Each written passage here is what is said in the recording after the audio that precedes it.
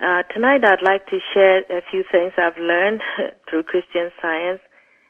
A previous testifier talked about having boundaries. Along my way, it felt like I needed laws that would govern me.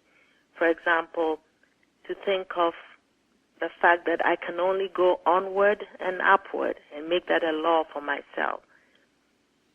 It's interesting that Mrs. Eddy only spent or used 6 pages in a 700-page book dedicated to animal magnetism, which means that we should recognize error, see what it is, but not dwell on it.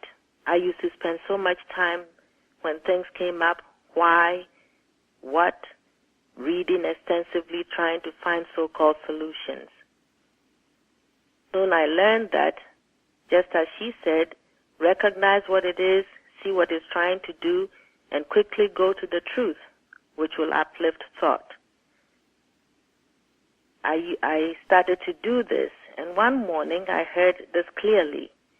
It said that if you think God most of the time, you will have good most of the time. It sounded simple, but this evening the first hymn reminded me of it. It says that all truths are ours for proving.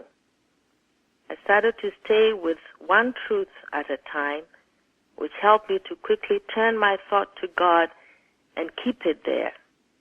And with that I found that it was easier to see error, its lies, and see what it's trying to do, and not allow it.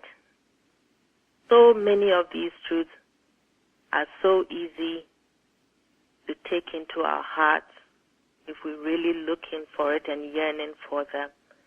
I thank God for Christ Jesus, all that, the healings that he did, with so many truths that we can just take one simple one and make our own.